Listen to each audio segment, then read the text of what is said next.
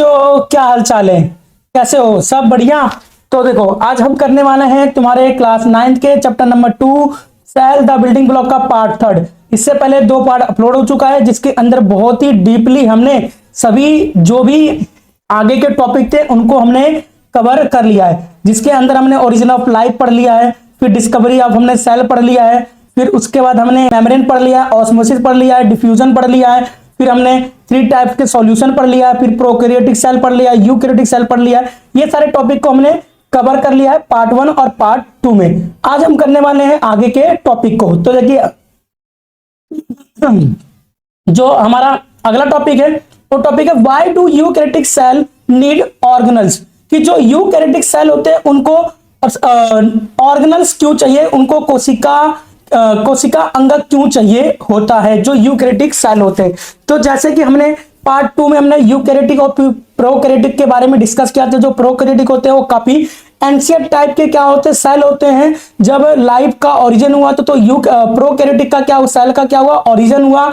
और जो यूकैरियोटिक क्या हुए, वही प्रोकैरियोटिक धीरे धीरे क्या हो गए, एडवांस होते गए और वो यूकैरियोटिक बन गए। तो हमने ये भी पढ़ा था कि जो यूकैरियोटिक सेल होते हैं उनको क्या चाहिए होता है, सेल ऑर्गेनल्स चाहिए होता है। उनके अंदर बहुत सारे ऑर्गेनल्स होते हैं, कोशिका अंगक होते हैं। लेकिन ये कोशिका अंगक उन्हें चाहिए क्यों होता है यूकैरियोटिक सेल को, ये हमारा आज का क्वेश्चन है अभी तक का। तो देखिए, रोल ऑफ सेल ऑर्गेनल्स। तो हम बात करते हैं यूकैरियोटिक को सेल ऑर्गेनल्स क्यों चाहिए। तो eukaryotic cell perform many life process at the same time.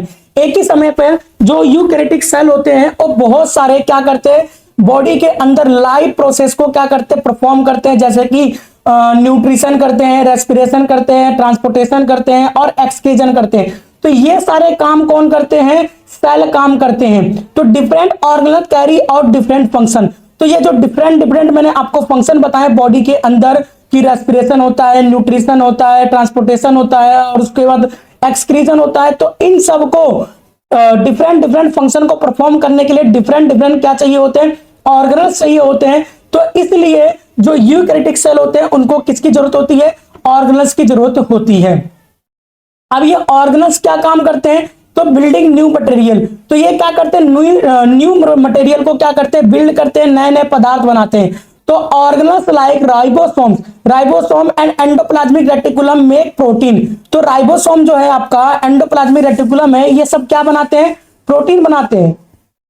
And other important molecules, और जो भी बॉडी को मॉलिक्यूल्स चाहिए, जो भी बॉडी को अणु चाहिए, वो सारे बनाने का काम कौन करता है, तो ऑर्गेनल्स करता है। तो इसलिए जो यूकैरियोटिक सेल होते हैं उनको ऑर्गेनल्स चाहिए होते हैं।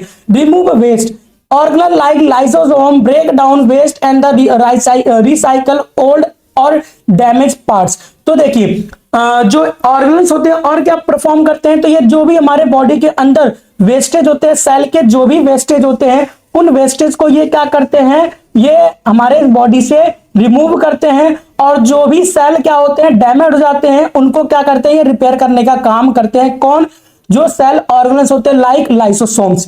प्रोवाइड एनर्जी, ये सेल ऑर्गेनल्स और क्या काम करते हैं, एनर्जी देते हैं। तो mitochondria produce energy that the cell need to carry out all it activities. तो सेल ऑर्गेनल्स को क्या करते हैं, आपके हमें एनर्जी देते हैं। तो इसलिए सेल ऑर्गेनल्स चाहिए होते हैं किसको, प्रोकैरियोटिक सेल को, सॉरी यूकैरियोटिक सेल को।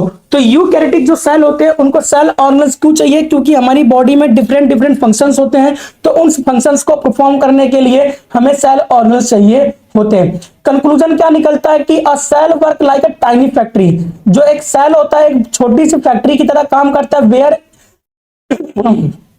Each organelles has a specific job, जहां पे हर ऑर्गेनल्स के क्या होते हैं, अलग अलग जॉब्स होते हैं। तो एक बार यहां देख लीजिए, तो इसके अगर ऑर्गेनल्स की बात करें, न्यूक्लियस हो गया, एंडोप्लाज्मिक रेटिकुलम हो गया, गोल्जी ऑपरेटर्स हो गया, लाइसोसोम हो गया, माइटोकॉन्ड्रिया हो गया और राइबोसोम, ये सब क्या है, सेल ऑर्गेनल्स है। तो आपको समझ में आ गया होगा कि यूकैरियोटिक सेल को सेल ऑर्गेनल्स क्यों चाहिए होते हैं। आइए अगले टॉपिक पे चलते हैं। तो अगला टॉपिक हमारा क्या है, तो अगला टॉपिक है न्यूक्लियस। अभी तक हम सेल मेम्ब्रेन के बारे में पढ़ चुके हैं। पार्ट 2 में हमने पूरा का पूरा करीबन मान लीजिए 30 मिनट तक हमने सेल मेम्ब्रेन के बारे में अच्छे तरीके से डिस्कस किया। अब अगला जो पार्ट आता है एक सेल का जो दूसरा पार्ट आता है जिसका नाम है न्यूक्लियस केंद्रक। तो nucleus house of the coded instruction. तो न्यूक्लियस के अंदर क्या होता है, कोड होता है। हमारी बॉडी के अंदर जो भी चीजें होती हैं उसका सारा कोड किसके पास होता है, तो सेल में पाए जाने वाले न्यूक्लियस के पास होता है। तो the nucleus is the control centre of the cell. तो जो न्यूक्लियस होता है वो कंट्रोल सेंटर होता है किसका, सेल का। सेल का क्या होता है, एक कंट्रोल सेंटर होता है। It contain genetic and control all activity of the cell. तो सेल के अंदर जो भी एक्टिविटी चलते हैं, जैसे कि लाइक मान लीजिए क्या करना है, प्रोटीन बनाना है, लिपिड बनाना है, या डीएनए बनाना है, या फिर उसके बाद क्या कहते हैं वेस्टेज को क्या करना है, रिमूव करना है। तो ये सारे के सारे परफॉर्म, जो भी सेल के अंदर जो भी चीजें परफॉर्म करती हैं उन सबको क्या करता है, ये कंट्रोल करता है। तो जो न्यूक्लियस होता है उसको हम क्या बोलते हैं, control centre of the cell कहते हैं, क्योंकि एक सेल के अंदर जो भी फंक्शन परफॉर्म्स होते हैं उन सभी फंक्शंस को कौन कंट्रोल करता है, तो न्यूक्लियस कंट्रोल करता है। स्ट्रक्चर ऑफ न्यूक्लियस की बात करते हैं तो कवर बाय डबल लेयर। तो जो न्यूक्लियस होता है डबल लेयर का होता है, दिख रहा है ना आपको, एक लेयर ये दिख रहा है आपको, एक लेयर ये दिख रहा है आपको, ठीक है, और दूसरा लेयर आपको ये दिखाई दे रहा होगा। तो जो न्यूक्लियस होता है वो डबल लेयर का होता है। मेम्ब्रेन कॉल्ड न्यूक्लियर मेम्ब्रेन, जिसको हम न्यूक्लियर मेम्ब्रेन कहते हैं, जिसको हम क्या कहते हैं, न्यूक्लियर मेम्ब्रेन कहते हैं, यानी कि केंद्रक झिल्ली के नाम से जाना जाता है। तो आपसे पूछे न्यूक्लियस के बारे में, केंद्रक के बारे में, तो आप बताना कि केंद्रक जो होता है वो क्या होता है, कि सेल का केंद्र होता है, जो सभी कोशिका के अंदर होने वाले जो भी क्रियाकलाप होते हैं उन सबको क्या करता है, नियंत्रित करता है।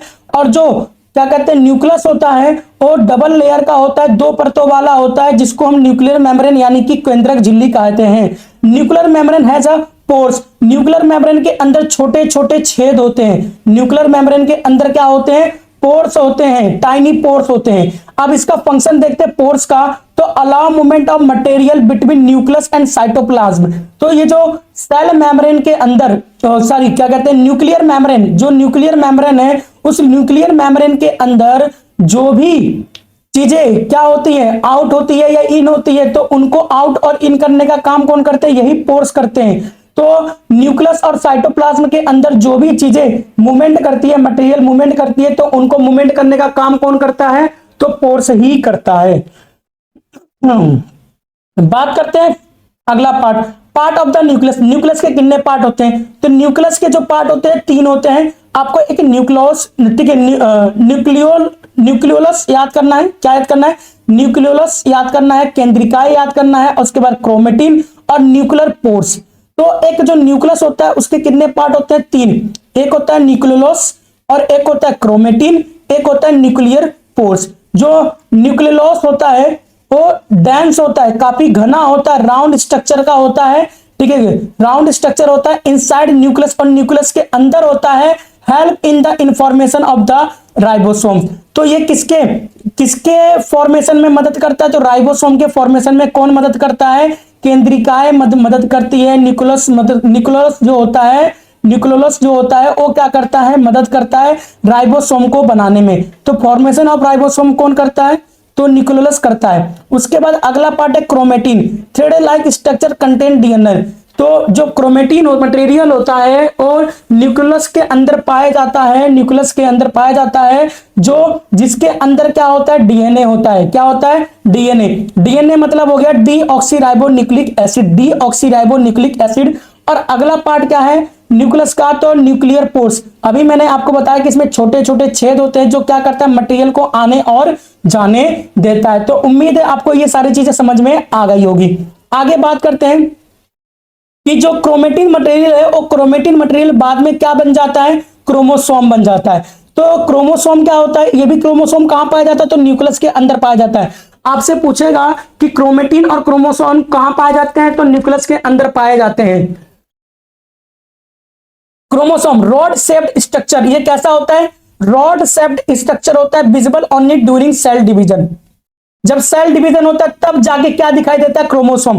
क्रोमोसोम कब दिखाई देता है, जब सेल डिवीजन, एक सेल से जब नया सेल बनता है तब जाके हमें क्या दिखाई देता है, क्रोमोसोम दिखाई देता है। कैरी जेनेटिक इंफॉर्मेशन, इसके अंदर हमारे क्या होते हैं, सारे के सारे जेनेटिक इंफॉर्मेशन होते हैं। डीएनए के अंदर हमारे सारे जेनेटिक इंफॉर्मेशन इसी के अंदर पाए जाते हैं। हमारे जो मदर फादर के जो भी जेनेटिक इंफॉर्मेशन हमारे अंदर आए हैं वो सारे जेनेटिक इंफॉर्मेशन किसमें होते हैं, क्रोमोसोम के अंदर पाए जाते हैं। हिंदी में इसको गुणसूत्र कहा जाता है। क्या कहा जाता है हिंदी में, गुणसूत्र। तो जो गुणसूत्र होता है छड़नुमा होता है और ये केवल तब दिखाई देता है जब जब क्या होता है, कोशिका का विभाजन होता है और इसके अंदर क्या होते हैं, हमारे अनुवांशिक गुण होते हैं। इसके अंदर क्या होता है, हमारे अनुवांशिक गुण होते हैं। उसके बाद डीएनए क्या होता है, तो डीएनए का जो फुल फॉर्म है डीऑक्सीराइबो न्यूक्लिक एसिड होता है। डीएनए का फुल फॉर्म क्या होता है, डीऑक्सीराइबो न्यूक्लिक एसिड होता है। ये मेन जेनेटिक मटेरियल है। हमारा जो जेनेटिक मटेरियल जो मेन है वो क्या होता है, डीएनए। डीएनए के अंदर हमारे सारे मदर फादर के क्या होते हैं, इसके अंदर हमारे मम्मी पापा के जो भी इंफॉर्मेशन होते हैं डीएनए के अंदर ही पाए जाते हैं। Store information for growth, development और इनहेरिटेंस।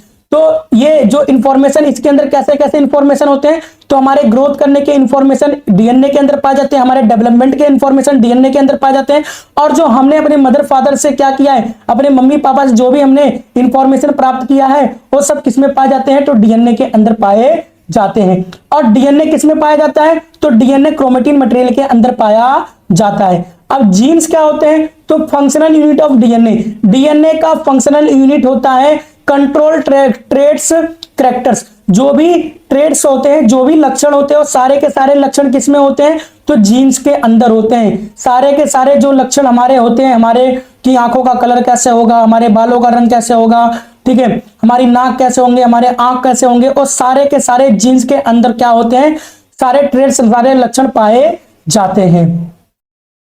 तो आगे बात करते हैं समरी की। तो न्यूक्लियस कंट्रोल सेंटर होता है, इसके अंदर डीएनए पाया जाता है, ठीक है, और ये बाद में क्रोमोसोम बन जाता है। क्रोमोसोम से क्या बनता है, जीन्स बनता है, और जीन्स क्या करता है, हमारे ग्रोथ, डेवलपमेंट और इनहेरिटेंस को क्या करता है, इसके अंदर इंफॉर्मेशन रखता है। The nucleus like a library instruction, ये एक प्रकार का क्या होता है, लाइब्रेरी होता है, ठीक है, यानी कि एक क्या होता है, हमारे इंफॉर्मेशन, हमारे जेनेटिक इंफॉर्मेशन का क्या होता है, लाइब्रेरी होता है। That make the cell work in organised and control way, ठीक है, जो क्या करता है, सेल को ऑर्गेनाइज करता है और उसको कंट्रोल करता है। तो उम्मीद है आपको न्यूक्लियस के बारे में समझ में आ गया। न्यूक्लियस के बारे में हमने जो भी चीजें डिस्कस किया।